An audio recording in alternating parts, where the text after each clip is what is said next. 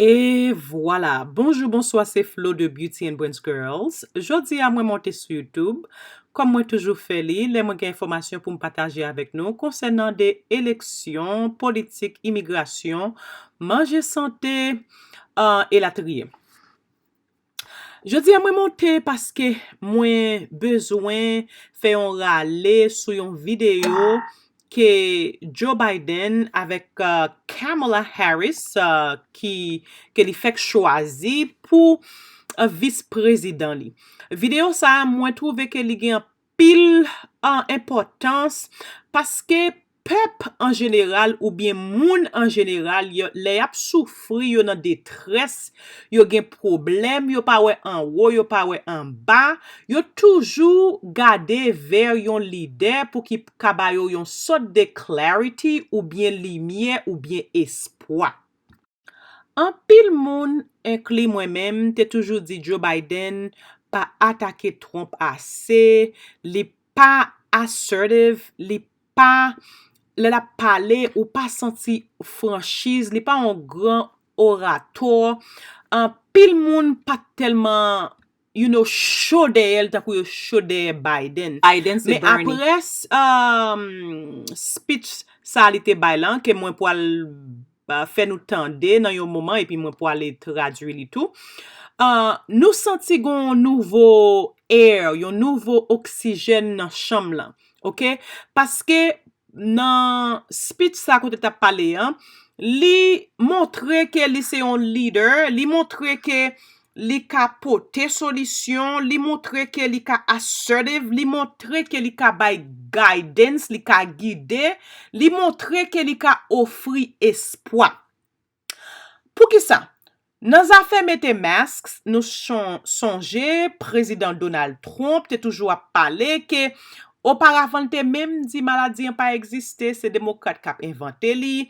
Après ça li dit you know what, li pas fait démocrate plaisir pour le mettre masques, li ta pour aller dans yon logique côté que li te supporter moun qui pas mettre masques et même là li réuni en public li pas jamais mettre masques, c'est autre jour li commencer mettre yo.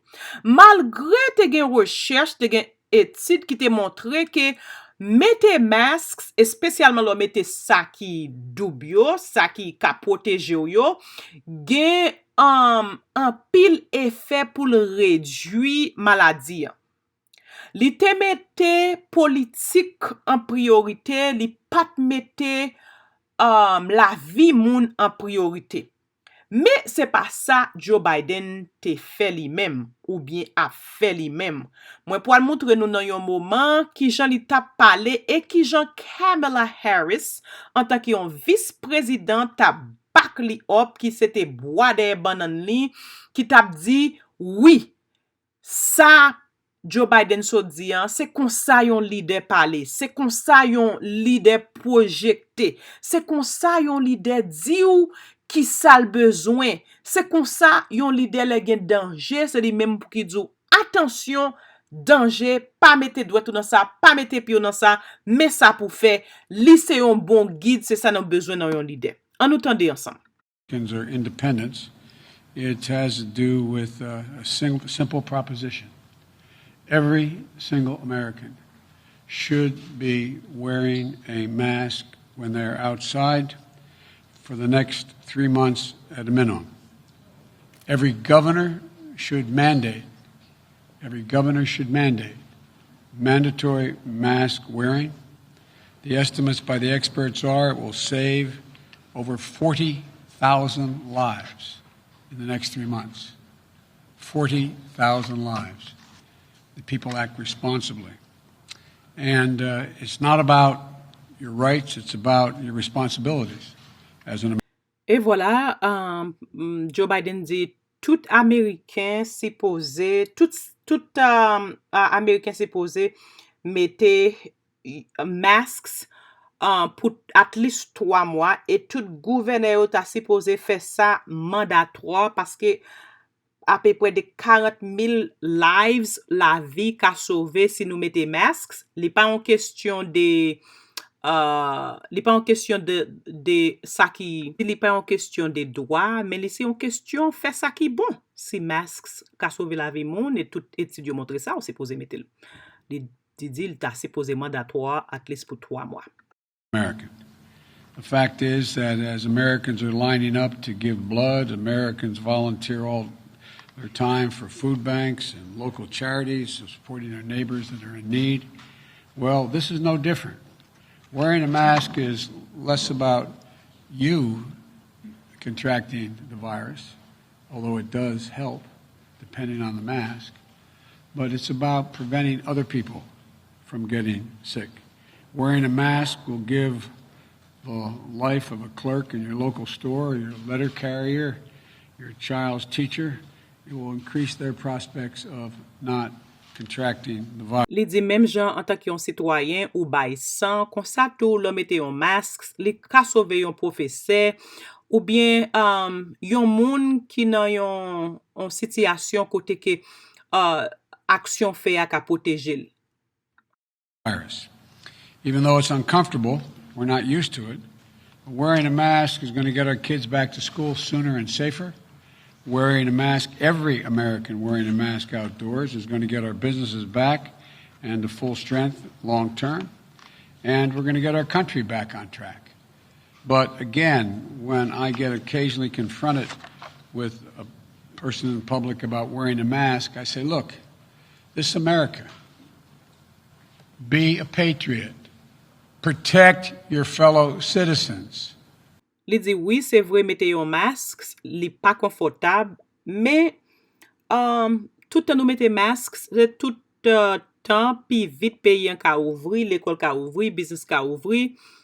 C'est un bagay, c'est un son droit citoyen pour mettre masque pour sauver pays. Protect your fellow citizens. Step up.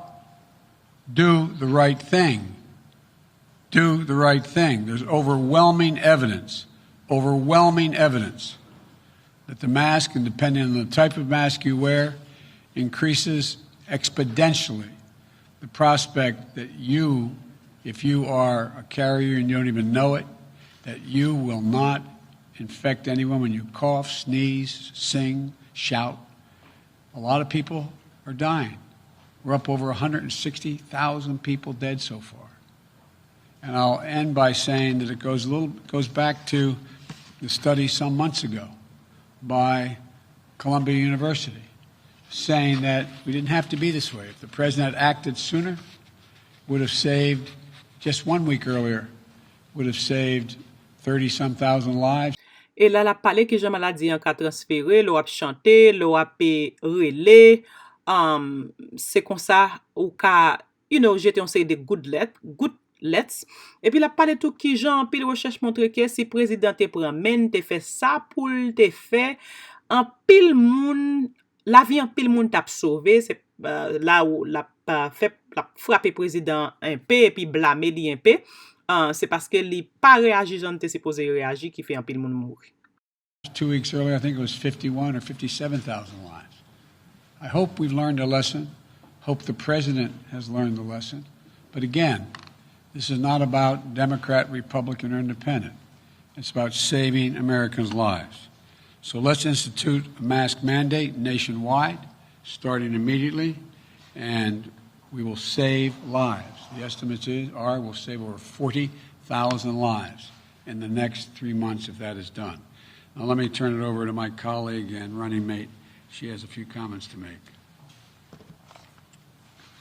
Ou ka wè gon gros contraste entre Joe Biden avec président américain Donald Trump. L'el fin parler, li mette masks li et puis li pou al traverser parole avec fiti vice-président s'il gagne élection qui c'est Kamala Harris et ou al wè Kamala Harris a fait même bagarre la retirer masks li en public pour démontrer ça. Yo très fier pour yo faire ça et avec Trump, the opposite was true. Trump pas tellement, voulait montrer c'est à cause son macho, il pas voulait mettre masques dans le public pour pas faire démocratie plaisir. C'est ça le dit.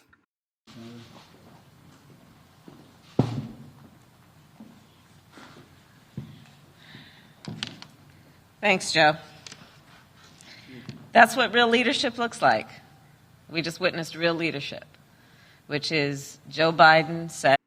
La nou ka wè, fiti vice-président Kamala Harris di sa ou sot wè an, se ou sot wè yon moun ki en posisyon de leadership, se kon so supposé agi, epi la pale la reaffirm sa Joe Biden te di.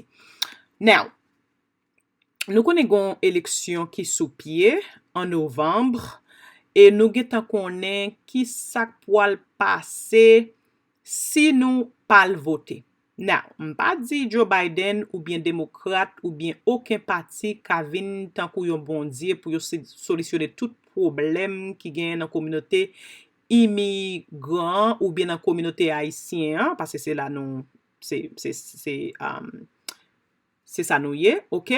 Mais ki sak pral pase nous, en tant qu'Haïtiens, en tant qu'immigrants, si Joe Biden, pour une raison ou l'autre, parce que, par exemple, il perdit électoral vote qu'il besoin dans state parce que te gen négligence, noir pas le voter, haïtien pas le voter, américain pas le voter, moun yo pour une raison ou l'autre senti yo confortable dans pour yo pas le voter. Qui ça peut le passer communauté haïtienne? M'a quitté ou avec introduction chanel lan, et puis quitter un commentaire en bas vidéo à dire qui ça peut le passer avec immigration, qui ça peut le passer avec police brutalité, qui ça peut le passer avec relation race aux États-Unis si Joe Biden pas président. Merci, vous débrochez. Avant de commencer, s'il vous plaît, bay vidéo ça yon pouce lè, abonnez, quittez un commentaire, sonnez cloche là, encouragez yon zami, yon cocotte pour abonner et puis finalement partager toute vidéo nou yo à la ronde bade sur toutes réseaux sociaux yo. Merci. Pour moun qui nouveau sur channel là, nom c'est Flo, moi c'est un professeur l'école. Actuellement, moi retourner l'école pour m'ka vinn apprendre un nutritionniste. Un nutritionniste, c'est un monde qui étudie qui vitamine, minéral, qui ne mange yo et qui genre vitamine minéral ça yo ka soutenir vaisseau sanguin yo. Vous passionnez des informations politiques, santé même j'ai avec moi, s'il vous plaît, retour branché et puis explorez channel là. Merci. On continue. Tout pas oublier activer notification cloche là de quoi l'en afficher en vidéo pour pas rater yo. Ensuite